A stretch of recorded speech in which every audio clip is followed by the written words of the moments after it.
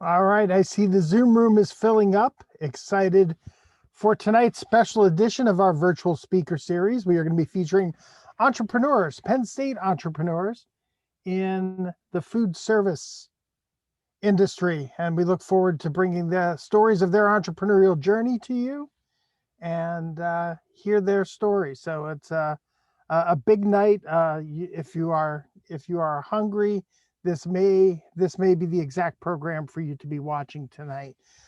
Let us know who you are and where you're from. Use the chat box to do that.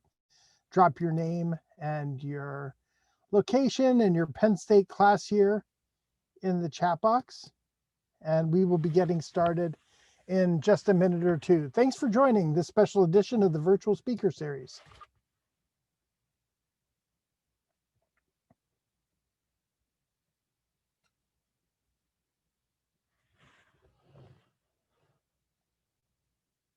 Again, welcome into Zoom. Let us know who you are and where you're from. You can use the chat box on the bottom to do that. Throughout the night, if you have a question for one of our presenters, you could drop those questions in the Q&A tab, and we will try to get to as many questions as we possibly can tonight. Tonight's session is being closed captioned. You can access those captions by clicking on the closed caption tab in Zoom or checking out the instructions if you are viewing us on Facebook Live on how you can activate your caption experience wherever you might be. We are also recording this, and so we will be recording it so we can share it with fellow Penn Staters. And I see people are checking in here. I see Katrina Barton from Myrtle Beach, South Carolina, and Chad Swires, class of 2006 from Bellefonte. Michael Schiminger here at University Park, a sophomore here at University Park from Altoona. Good to see you, Michael. We will be getting started in just a minute or two. Pete Sheridan, a regular on our virtual programs at the Alumni Association, tuning in tonight from Blandon. Good to see you, Peter.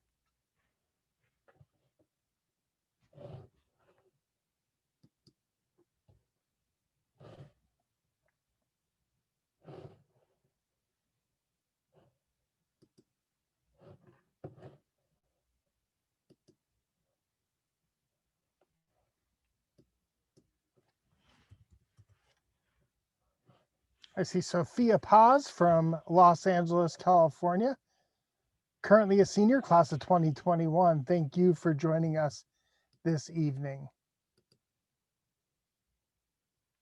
Where else would you rather be than a Zoom full of Penn Staters?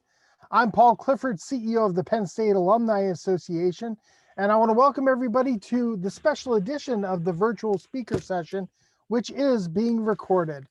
Live closed captions are available for this event, and you can find those instructions in the chat box. We are live streaming today's presentation, and this live stream has been made possible through the gracious support of a donor and the Fund for Access Ideas on Audacious Goals. Today's presentation will be archived and available on our website after the event. Tonight's topic has been chosen to align with Penn State Global Entrepreneurship Week, an annual week-long celebration of entrepreneurship coordinated by the Penn State Small Business Development Center. Be sure to check out the full schedule of this week's events at gew.psu.edu.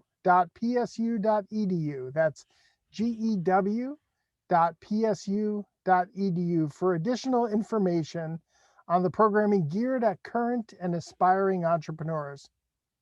Penn State has transformed into a destination for entrepreneurs with both Invent Penn State and the Happy Valley LaunchBox launching in the past 5 years. This evening, we welcome 3 Penn Staters who are culinary experts, including one who doubles as an idea catalyst at the Happy Valley LaunchBox. We will share stories and perspectives, along with how they've overcome challenges faced by most people wishing to create a company. Learn about their personal experiences and strategies, including ways that you can apply their principles to your own business efforts.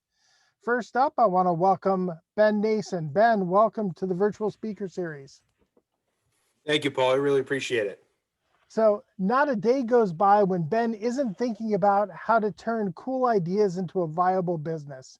His first venture started as an undergrad, which was the blue white potato chip company, Mhm. Tailgater Taters, producing colored chips for avid tailgaters.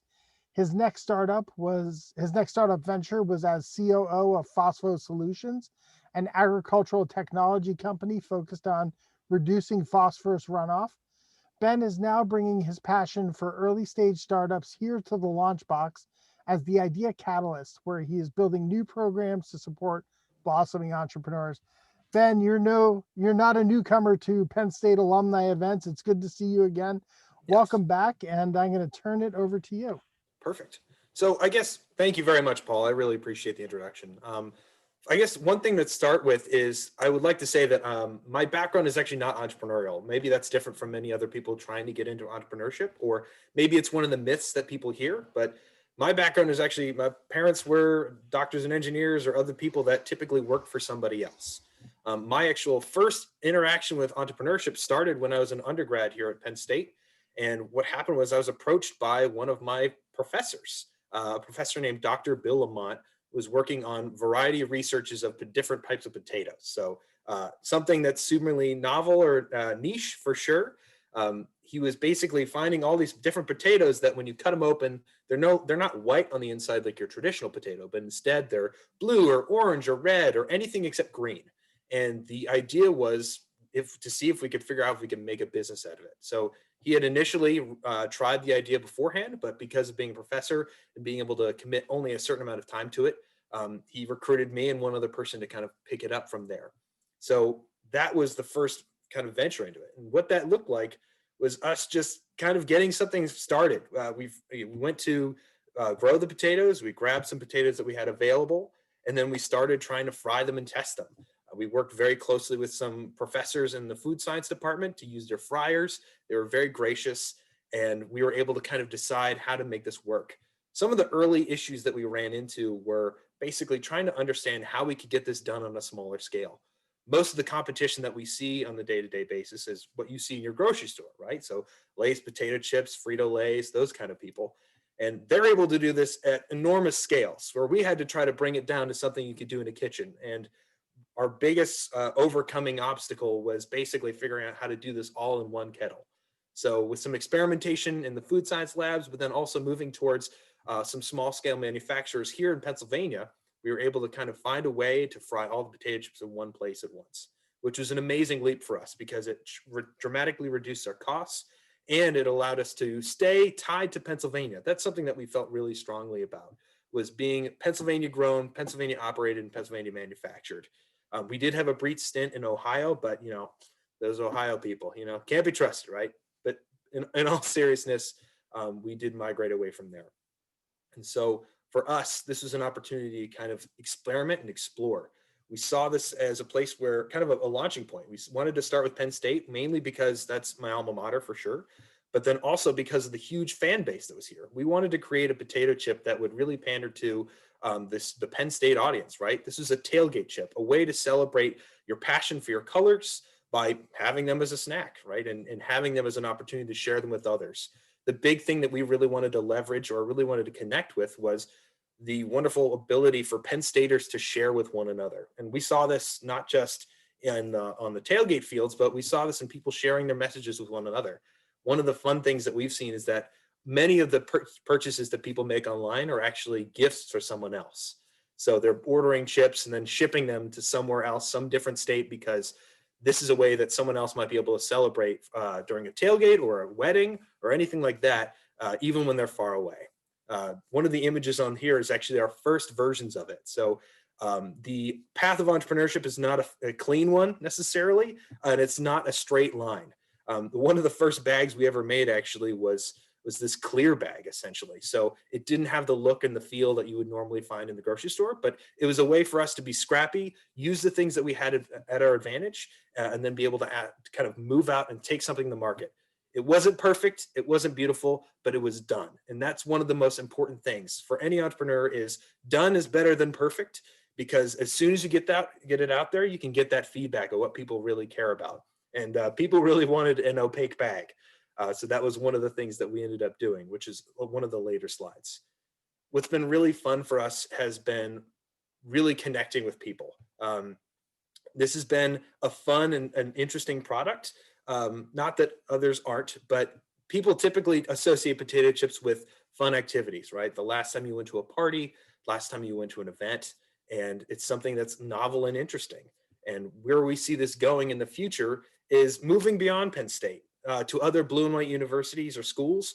We currently sell at the Creamery right now, or we were selling at the Creamery before COVID hit, but we also migrated to Lebanon Valley College, and we hope to see other blue and white universities. There's only one blue and white university in my mind and my heart, but the other ones are other options as well. And then we see other colors being available too. So, you know, the reds and whites or the blue and golds for Navy or something like that coming down the pipeline. So a couple of things that are available are just online, essentially. We sell cases online. That's where we do the majority of our business outside of the Creamery. And that's where we see a lot of traction. So just in this image here, that's where they're packed, 24 bags to a case, and we ship them all over the country. What's been interesting to learn, some of the quick learnings, I guess, for people who are out there is you'll learn some weird things about your industry. So one was just the regionality of things. Because potato chips are very light and very, very small, or very large, I mean, they can be shipped, but it costs quite a bit. So we've seen basically the regional nature of our product. So again, and without Penn State, we would not be where we are, right? Without having those moments to connect with the professor, connect with some of the food scientists who are just interested and willing to give their time and resources, none of this would have been happening. So right now, that's why I actually teach at the LaunchBox currently, as I took all of these opportunities that I learned from Penn State and I help other Penn Staters as well. Penn Staters who are students currently or students that have graduated and now disseminated all across the state. So that's a little bit about me, a little bit about Tailgater Taters, and what I'm here to do. Excellent. Thanks, Ben. I'm sampling some of the Tailgater Taters right here, right now, and they're really good. So thanks for sending some along. No problem. All right, we're going to bring you back in just a minute, but now I'm thrilled to introduce Maya Swires, who is up next as a mother of three, event planning extraordinaire, and owner of Marie Lane Bakery. Maya Swires dedicates her life to building relationships and helping others make their way through life. Maya prides herself in using quality ingredients and baking from scratch to produce the gourmet, keto-friendly, sugar-free, low-carb, diabetic-friendly, gluten-free delicacies that represent the Mary Lane Bakery. There are so many hyphens in that sentence, it's ridiculous. Maya is a native of Pennsylvania and currently serves as the Associate Director of Donor Relations and Special Events right here at Penn State. She's a colleague of ours in the Division of Development and Alumni Relations. She holds a Bachelor of Arts in English and Public Relations and Art from Immaculata University and a Master's of Education in Agricultural Extension and Education Leadership Development from Penn State. Her passion is empowering those around her, learning from her children, laughing with her husband. I notice it doesn't say laughing at her husband, and telling anyone who will listen about Penn State. Maya, let me turn it over to you. Welcome to the virtual speaker series. Thank you, Paul. Thank you to the Alumni Association for having me tonight. Also laughing at my husband and testing you with the hyphens, for sure. So I'm Maya Swires, and I am a Penn State alumna from the College of Ag. I'm a Penn State employee. I'm a wife and mother of three, and I have the coolest side hustle. I do a keto bakery. So here's a little bit about our story. I do this with my sister, the beautiful lady on the previous slide, who is there, the blondie. That's my sister, Leah, and we are co-owners of the bakery. And we are a licensed limited food establishment out of my kitchen, which works really, really well for me because I get to work among my family.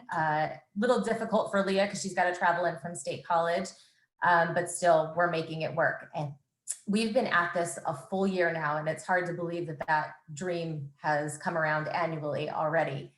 But it was really born out of our childhood and a family tradition that has really been a part of our lives forever. So those gorgeous ladies that you see there are our grandmothers on both of our sides, and they focused on baking and cooking pretty much constantly. And it comes from a Ukrainian and Polish tradition. Don't get me wrong, there were vegetables and fruits on our table. Our grandfather Joe in the background there, the tall one, he would grow cucumbers, tomatoes, dill. He even had a grapevine. But for the most part, we were a heavy carb family. Pierogies, blintsies, cookies, sugar cookies, carrot cake. Those were the things that we focused on. And as Leah and I grew up and grew older and moved out of the house, we started to have health challenges. And at age 28, I was diagnosed as a type 1.5 autoimmune diabetic. And this means I'm insulin dependent. And Leah was diagnosed with hypothyroidism, Hashimoto's, an autoimmune disorder, and a connective tissue disease as of late. So we were told that we couldn't basically eat all the things that we grew up with, and everything that has sugar in it essentially was sort of poisoning us in a way. So we became keenly aware of what was in our food. And we suddenly started looking at all those boxes and everything in the store and examining ingredients and thought, we've got to do something. How do we have all those favorite recipes in our lives? And so we, exhausted and desperate for goodies, decided to seek them out. And we looked online and we're trying to find things, and everybody knows that while they say sugar-free, it's good, but it's not great. And we wanted something just a little more decadent, something that tasted real. So we decided to create our own recipes based off of those heritage recipes of our grandmothers, those magical morsels of goodness. And we thought, well, we'll test them out. And we tested them on the kids, on the husbands, on friends, other family, which kids by far are the best litmus test. And they received us well.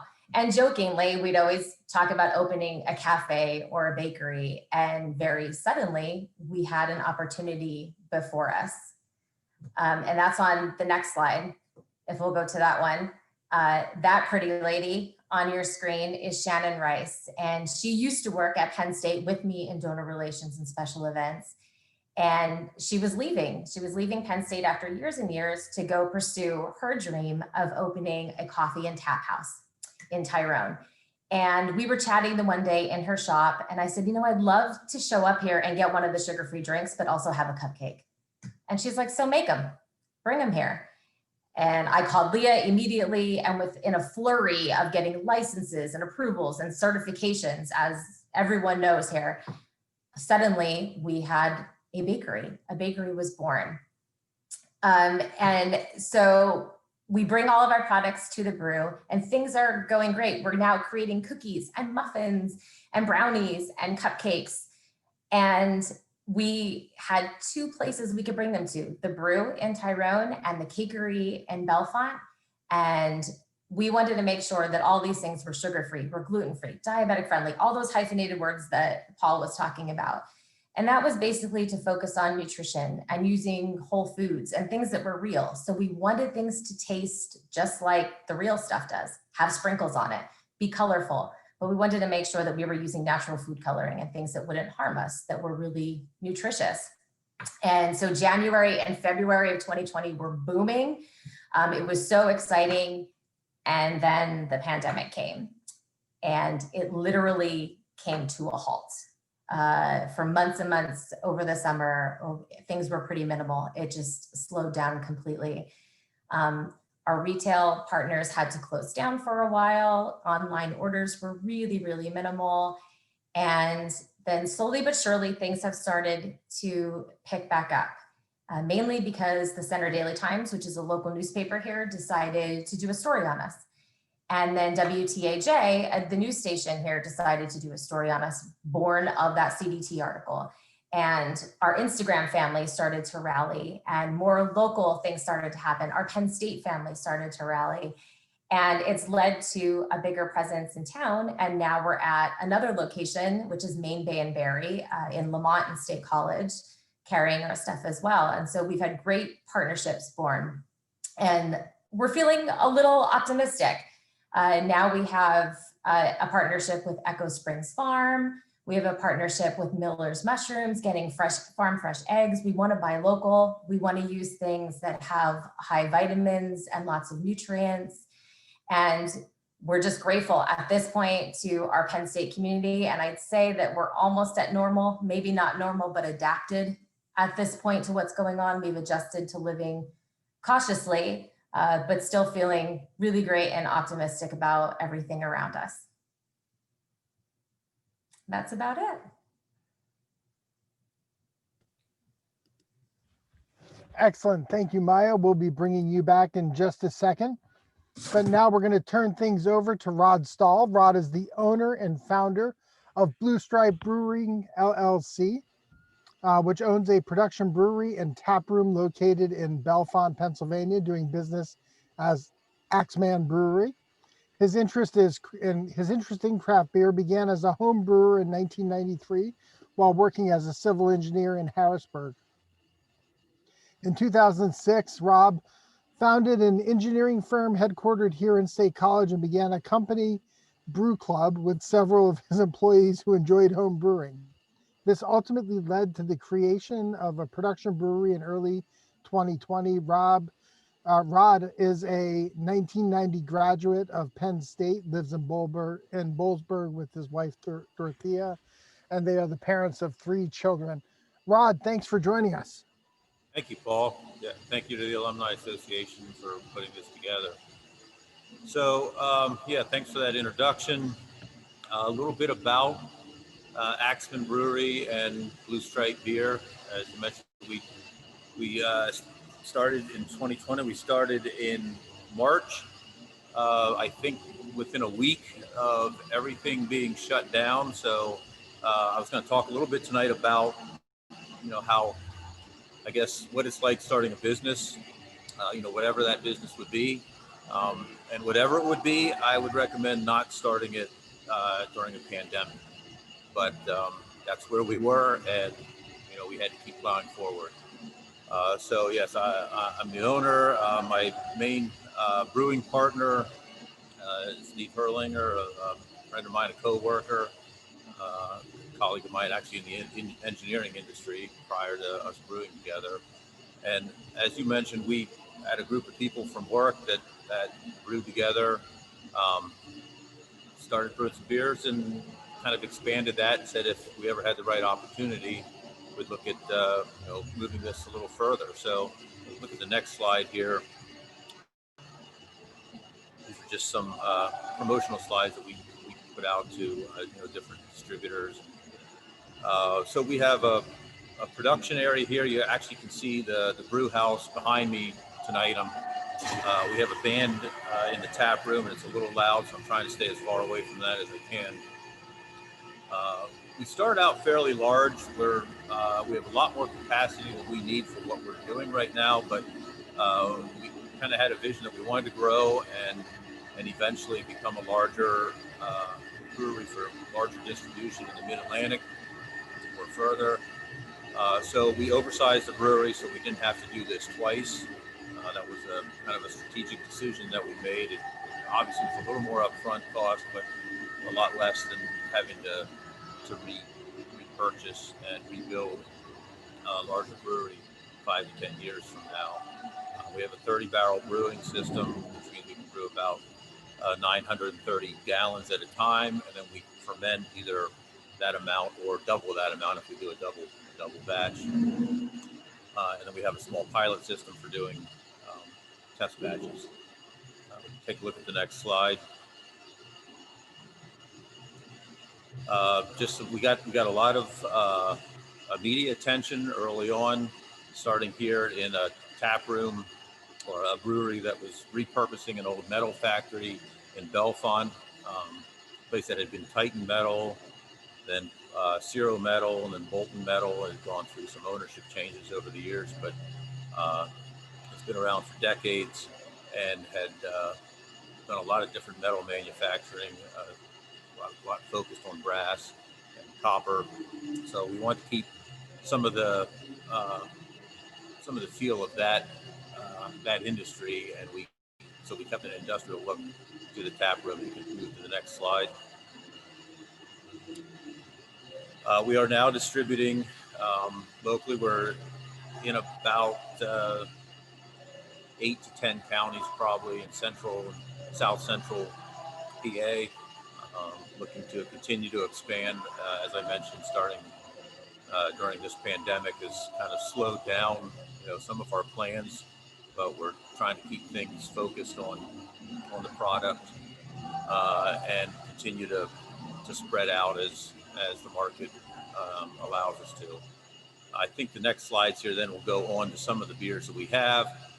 These are beers that we have, on tap or in kegs and in cans. And you can move on here. I'll kind of flip through these a little quicker. So this is one of our flagship beers here. This is something we worked on a long time to perfect, a true Kolsch that's from Cologne, Germany is where this beer was originated. And it does have some resemblance to a familiar helmet, obviously, in State College. It's a very easy drinking, light beer, something that would be great for tailgating. Switch here to a few more of our other products. Our Hazy Daisy is a hazy IPA. That's obviously one of the very popular beers right now, the New England hazy IPAs. That's actually a photograph of one of our goats, whose name is Daisy. That's hence the name of the beer. Flip through here, take a look at some of the other beers. Lager is a Vienna style lager. Very much, if you're a Yingling drinker, this would be familiar to you. That's also a Vienna style lager. That one kind of plays on some of the machinery and things that were utilized here in the plant. The next beer, I believe, is our hop alloy. Again, there's actually a piece of this plant still is functioning as molten metal and still making some alloys, some low melt alloys. So they actually gave us some images here that we used for this can. This is an IPA, like a West Coast IPA, just a clear, not a hazy, but a clear West Coast style IPA. The next one, I believe, is our Bean Duck. There's lots of ducks here in Bellefonte and Talleyrand Park. So a little play on there with ducks. That's just a straight pale ale, very smooth, but a little bit of hop freshness in that in front of that beer. Next one is our Glottis Pilsner. That's another German style, actually named after a mountain range in Switzerland, and a region of Switzerland that has a lot of German influence. And there we were looking for just a good Pilsner, a full-bodied Pilsner. So it's not certainly not a Miller Lite type of Pilsner. It's a German Pilsner with a good malt back to it. And I think there's might be one more. We have some beers coming up here. We actually just put into kegs today our chocolate coffee porter. We have a double IPA that's in fermenters right now, and coming in the spring, we're looking at doing a Maibach here, which is kind of a spring version of an Oktoberfest, a maltier strong beer. So I think that's about it. We have a tap room. Our tap room was kind of developed from the fact that we were moving into a metal factory, and that kind of grew our tap room from a very small initial idea to probably about 15,000 square feet now. There's some images you'll see on that. So there's places you can reach us. We can ship beer anywhere in Pennsylvania right now. I'm working on being able to ship that further. So really to kind of come back here to what we were talking about, I guess, as far as starting a business, Penn State alumni, I'd say it always helps to have a Penn State degree because that's just a leg up, from anywhere. I mean, there's obviously other schools in Pennsylvania, but probably not as good as Penn State. So that helps, but really, I think some things that really keep in mind, some things from an engineering firm that I am part of. We had a very short, simple business plan that we kind of follow. And for this brewery, it's kind of the same. You want to have a good product. You want to find good people.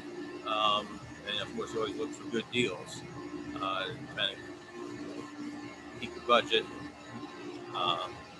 keep your bottom line where you want it to be. As far as what it takes, to really get a business like any kind of business going, and again, it doesn't have to be, you don't need any kind of special degree necessarily, but you do need certain personality traits, I feel. One of them is perseverance. You're going to hit a lot of bumps in the road doing this, pretty much doing anything, and you got to just muscle through that. You have to have a dedication to what you're doing. You want to stay focused, stay dedicated to that goal that you have. You want to have a passion for what you do. I love drinking beer, but I really love making it. I love the kind of the science and the art that are combined, putting craft beer together. And then really the risk. You're taking the risk doing something like this. You can't be afraid to fail. You're going to fail. You're gonna have times when you make bad decisions, and you just have to realize that that's how you get better and that's how you learn. So you got to have that kind of that attitude, that adventurous attitude to persevere. So thank you very much, and I'll turn it back over to Paul now. All right, Rod, we're going to invite our other entrepreneurs to come back on screen with us, and we'll open it up to questions and answers. We have some questions coming in, but Ben, let me start with you. What does success look like for your company? Does it look like wider distribution? Does it look like, tell me kind of what the end goal is for Tailgater Taters?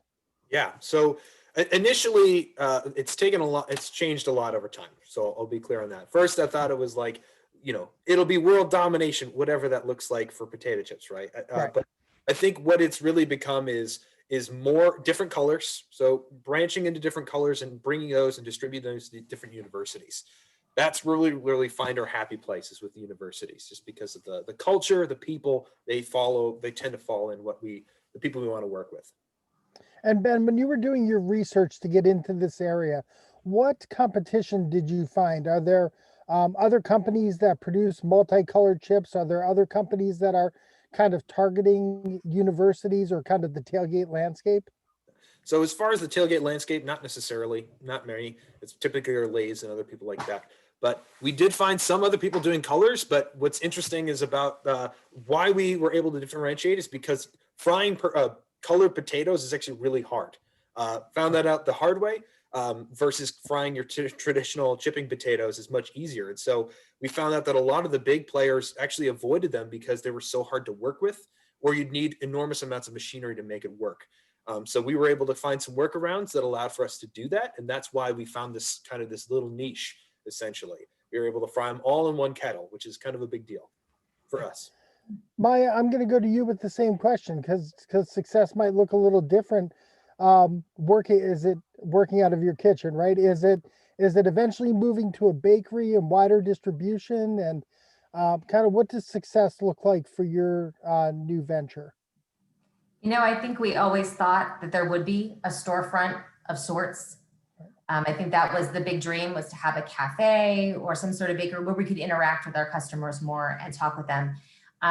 What the pandemic has actually brought to us is knowing that we can still have that interaction, but really it's an online interaction. It's with our customers coming through emails, coming through Instagram, Facebook, what have you.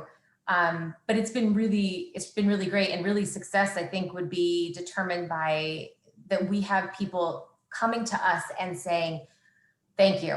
Wow, we finally have something that we can eat too. And coming from a diabetic perspective or an autoimmune perspective, really finding those products is a small miracle for us.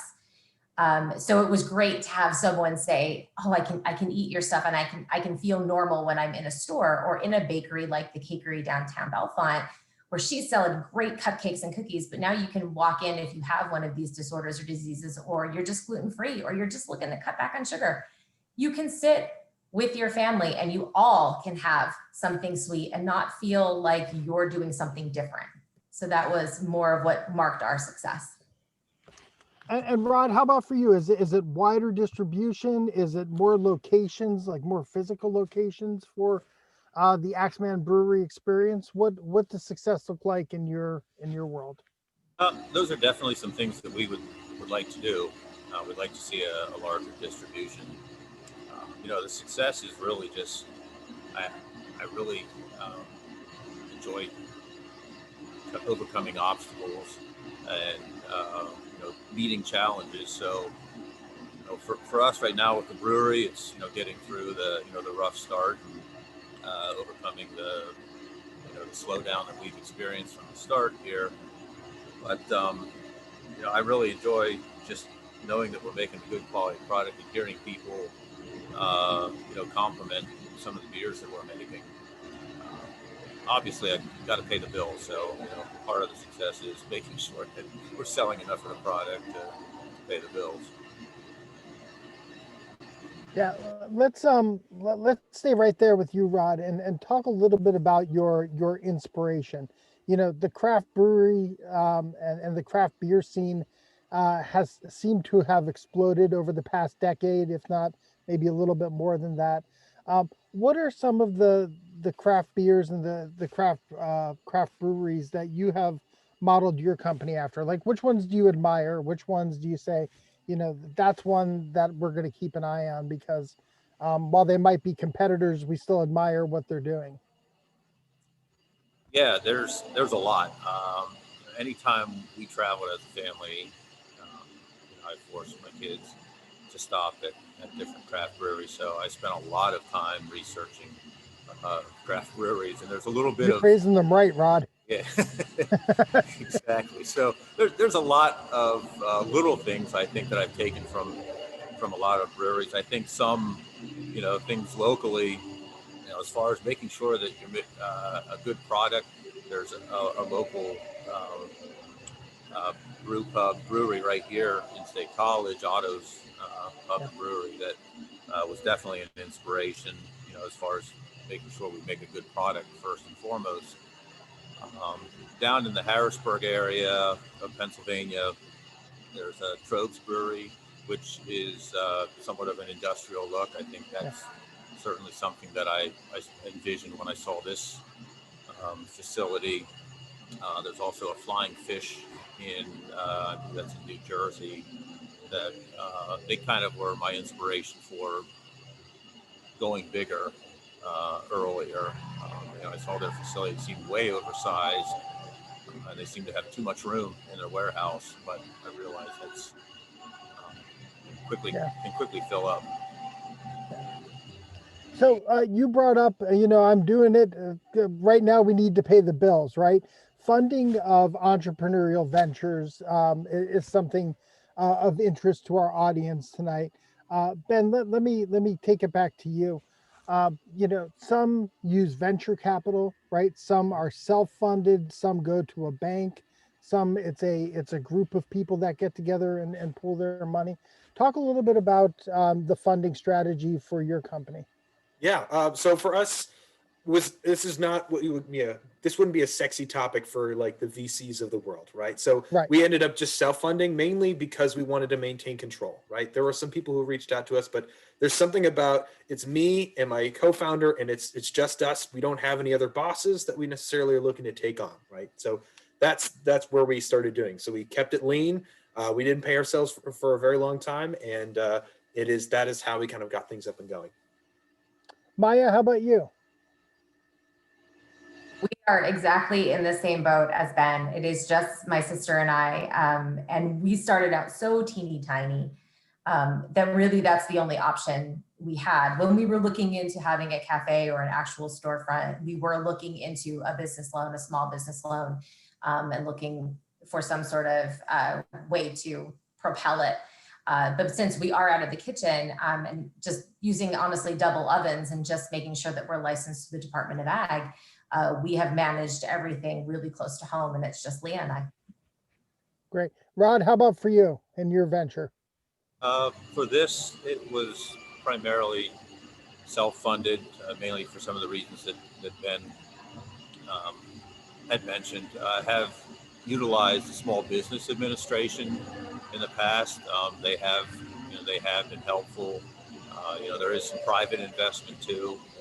Banks really are mostly useless for starting a business. They really don't want to take any risk.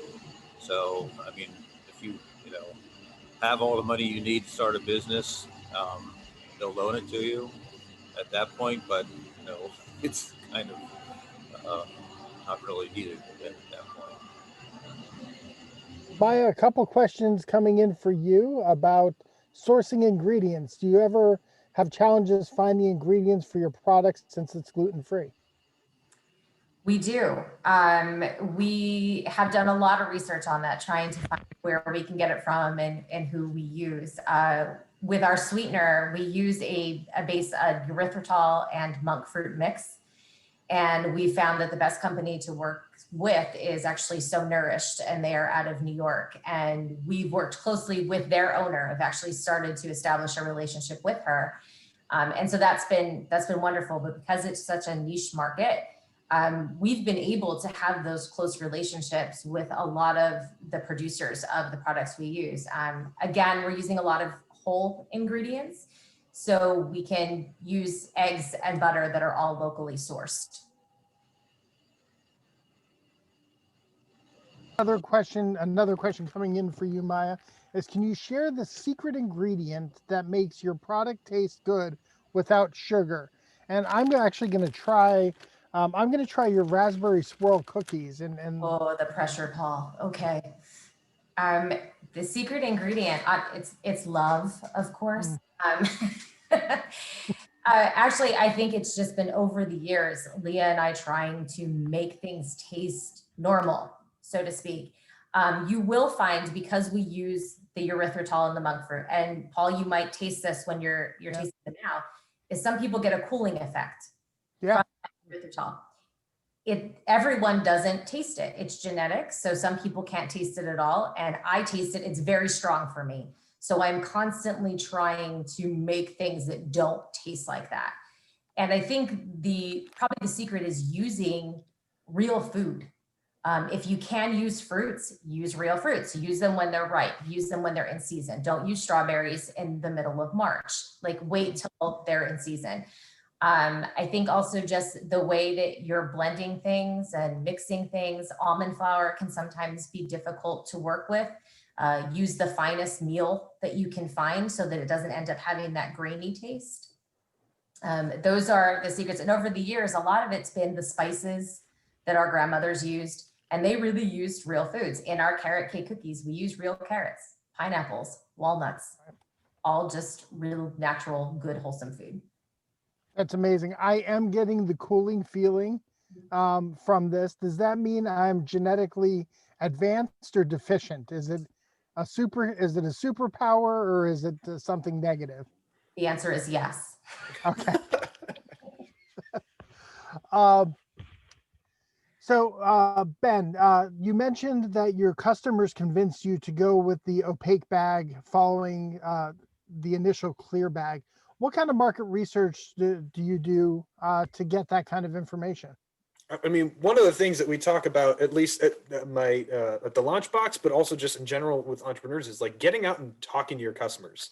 So not surveys, not reading about stuff. It's really about being in the trenches with the people who are actually consuming your products. So I remember one of my favorite moments was we took out these plastic bags, these clear ones. We started giving them out for free for people to people at tailgates, just to kind of get some feedback.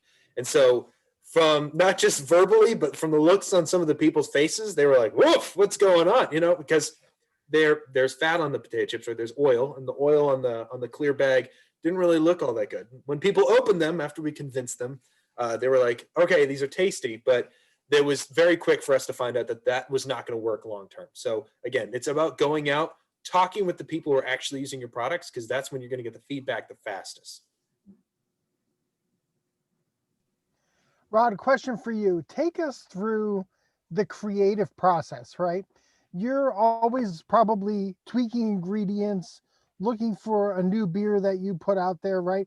First, how do you come up with what the recipe for a new beer is going to look like? And then how do you come up with like the marketing around that and name it?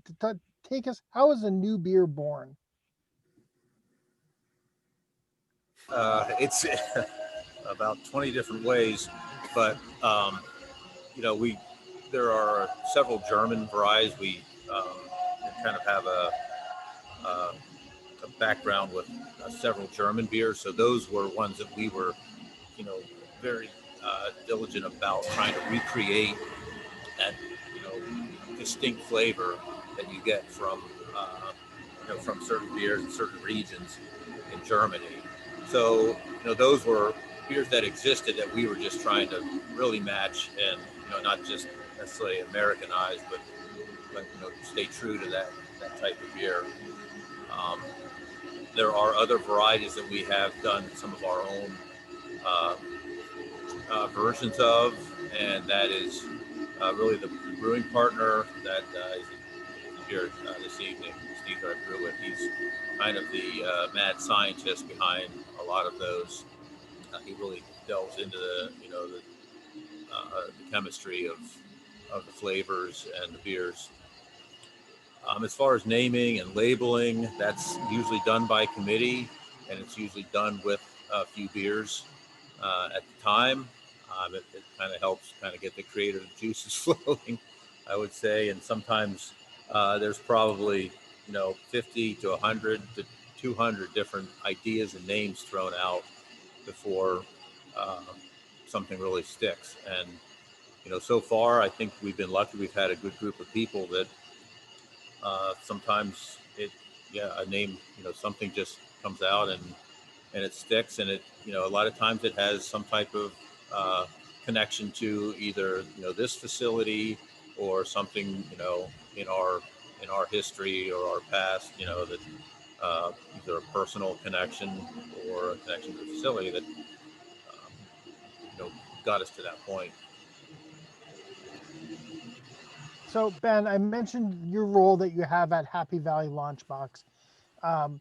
Your three companies are kind of based right here in Center County, right here in Happy Valley. But there's this whole ecosystem across the state of Pennsylvania that has emerged, with Penn State as kind of the catalyst behind that with these launch boxes. So can you talk a little bit about the launch box efforts around the state, and then specifically what resources are available to Penn Staters through these launch boxes? Yeah, so I guess first and foremost, there's 21 different innovation hubs across the state. So as one of President Barron's initiatives is to try to bring entrepreneurship widespread across the state. And so everywhere there is a Penn State Commonwealth campus, there is a place where you can find somebody who can help you start your business, essentially. So resources include programming, connections, networks, and stuff like that. Advisors that they can plug you in with. So those are some of the big things that we are able to provide at the LaunchBox. But also, I think one of the key things of being associated with Penn State, so if you're an alumni or a Penn Stater yourself, there are things like the alumni network is it's the biggest in the world. And this is where I've personally seen the most traction, right? By just saying I'm a Penn Stater and giving my year that I graduated, it gives me this credibility to this. I become a family member to these people. Otherwise, they don't know me from Adam, but that day when I explain that, they're more willing to have that conversation with me. And that's worked for every one of the companies that I've participated in. We've reached out to Penn Staters and we have never been let down. And so that is something to leverage. Another one is just as when you're a Penn State student, this is where you find your friends and this is where you find connections. And so it's afterwards, it's the years afterwards, it's at the reunions and stuff like that, where you start meeting people. And those are some of the more subtle resources that are available to Penn Staters after they graduate. I am going to switch camera angles just to give just a sampling of all the products that you all have sent in advance. You can see the 6-pack of beer from Axeman. You can see the Axeman Crowler here.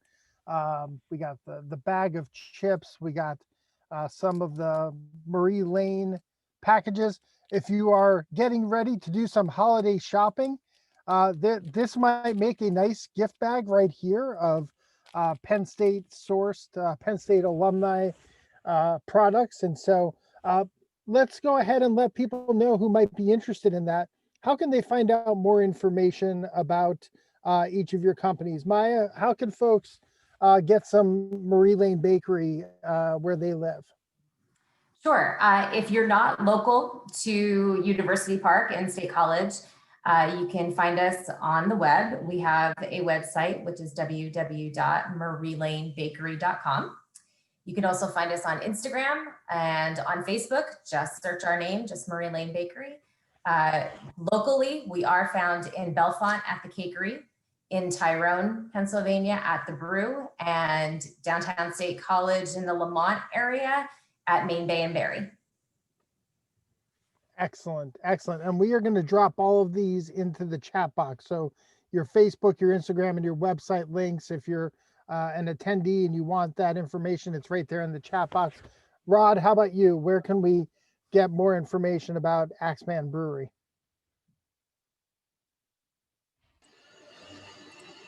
Oh, sorry about that. That's all right. We are also on social media, Facebook and Instagram, and we have a website, axemanbrewery.com.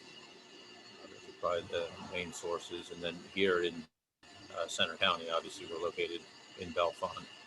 And we have a tap room and a gear shop here where we sell gear and product to go. Excellent. And it sounds like it's the night's just getting started there at Axeman. And so if you're in Bellefonte and you're just driving around, they have live music tonight. Go out and check them out tonight. Ben, how about you?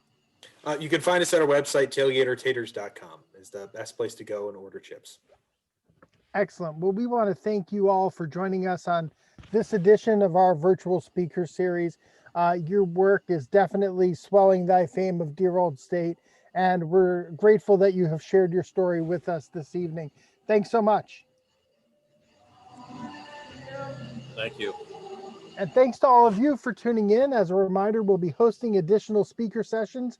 You can find all the information about our virtual events on our website at alumni.psu.edu/events. Thanks for joining us, and we are Penn State.